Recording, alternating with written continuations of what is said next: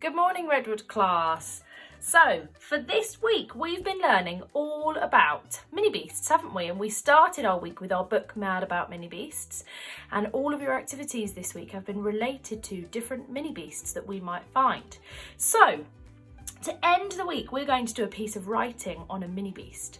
So let's have a think back to our book and think about all of the different Minibeasts that we saw in our story.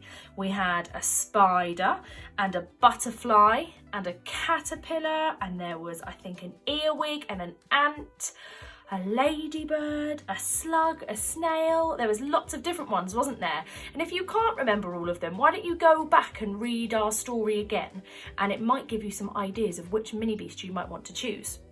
So here in front of me, I have picked my Minibeast that I'm going to write about today. And I've chosen an ant. We're going to write about an ant in our video today. So I've thought of a few facts about an ant that I would like to write about, and I've popped them on my board just to remind myself for when I'm writing. So I've got 6 legs, black head and body, and strong, and I've put that they can carry food because ants like to carry food on their backs, and they carry them all the way back to their home, and that's where they store them and eat them. So I'm going to just pop my plan to one side so that I can still see it for later. And I've got my paper and I have my sound mat. Now, if you don't have one of these at home, we sent one out a couple of weeks ago to the email addresses so that you could use these when you were at home. So if you want to, you can pause the video and ask mum and dad or whoever's at home if they can get your sound mat back up for you, and you could use it as a prompt to help you when you're sounding out your words and forming your letters later on. Okay, so I've drawn some lines on my paper just to help me write on the line, and I find it really helps to make sure that my writing's nice and neat. And I know that when I get to the end of the line, what do? Do I carry on up the side? I don't think so. I need to go back down to the start of the next line and then carry on my sentence like that.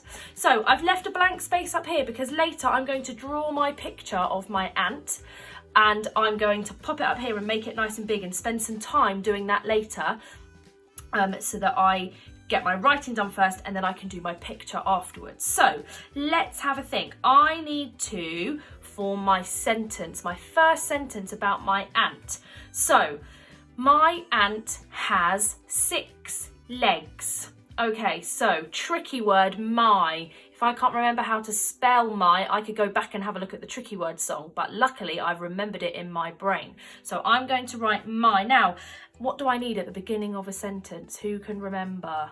At the start of the sentence, we need a capital letter. Fantastic, good remembering. So capital M for my, and then I'm going to do a Y.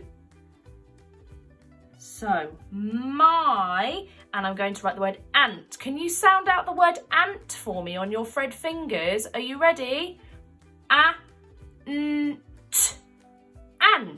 So my first sound is ah. So I'm going to write ah. What's my second sound in ant? Fantastic. If I'm not sure what an looks like, I can go onto my word mat and I can find it. Let's have a look. There it is. I've reminded myself. And my last sound was t, ant. So my ant has, has.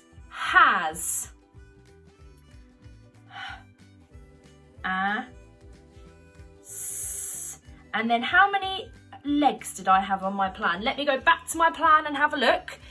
6 legs. So I've reminded myself how many. Oh, I need to remember, I need to use a finger space in between my words. Now, if you don't have a finger spacer or you find it tricky using your finger, you could use anything. You could use a pen and you could pop your pen there, or you could use a lolly stick, or you could use a piece of paper. I'm going to use my pen to help me. So my finger space is there and I'm going to do the number 6. Now, I have a little bit of space left here, don't I? But I'm not going to squeeze in the word legs because I know that it will look a little bit messy. So what I'm going to do is I'm just going to come back down to my next line and start again. So my ant has 6 legs. Could you sound out the word legs for me using your Fred fingers? Are you ready? Off you go. L-E-G-S. Legs. So my first sound is ooh. My next sound ooh, My next sound g. And s. So I'm using my Fred fingers to help me break down my words and sound them out little bit by little bit. So let's go back and have a look and see if I finished my sentence. My ant has 6 legs. Now, I have finished my sentence and I'm happy with that. So what do I need to put at the end of my sentence? Shall I put another word? Shall I put a capital letter at the end of my sentence? What about a full stop? Shall I put a full stop at the end? Well done, you're right. I'm going to just put a little full stop at the end of my sentence.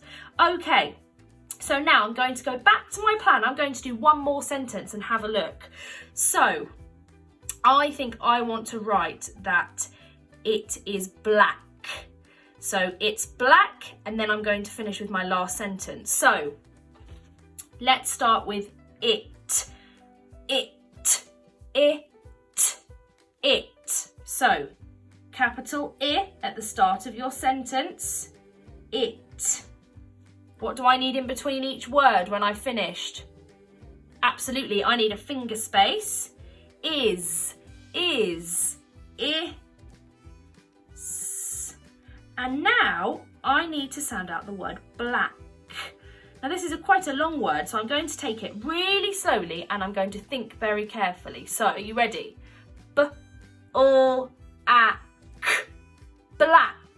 Now, I have a digraph in my word, and it's the k digraph. I wonder if you could pause and use your word mat and see if you could find the k digraph yourself. And then when you come back, we're going to write it together.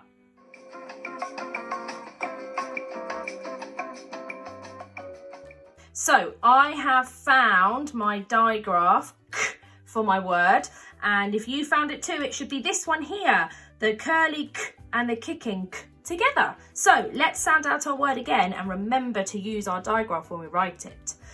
B-O-A-K, black. So I'm going to begin with my first sound, which was B-O-A,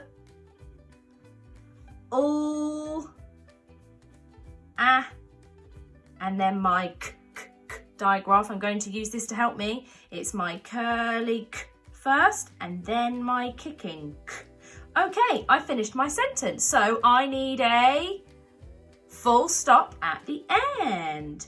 My ant has 6 legs. It is black.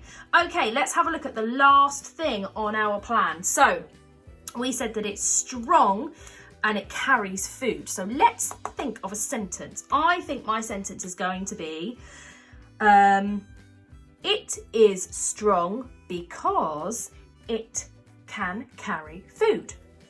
So let's remember we need our finger space. I'm going to use my pen and we need our sound mat. So it is strong. So I'm going to start on this line here. I'm not going to squeeze it in here.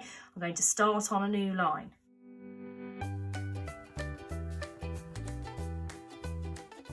So it, finger space, is, finger space, strong. Okay.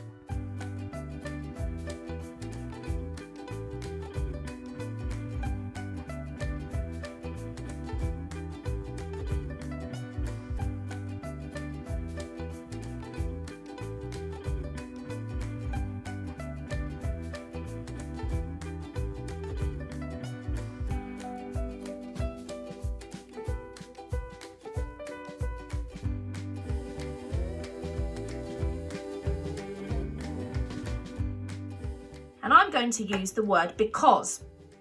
And I'm using that because that's going to join my sentence onto another one to make it a little bit longer and a little bit more interesting. So, it is strong because.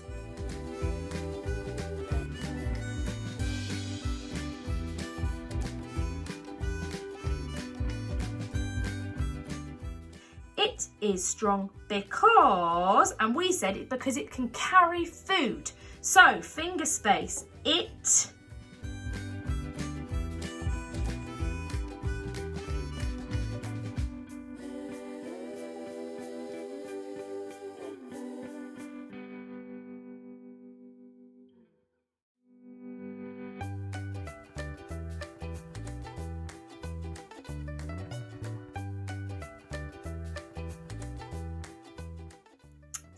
Food, food. Okay, let's look at this again because we've got an ooh sound. Now, is it ooh for moon or is it for book? Which one is it?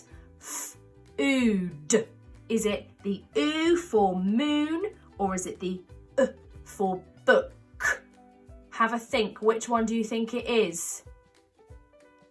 Okay, if you chose the ooh for moon, you were right.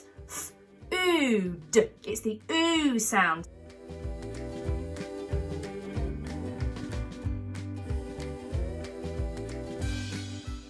It is black. It is strong because it can carry food. And I've extended my sentence there that time to make it a little bit longer and add some more information into it.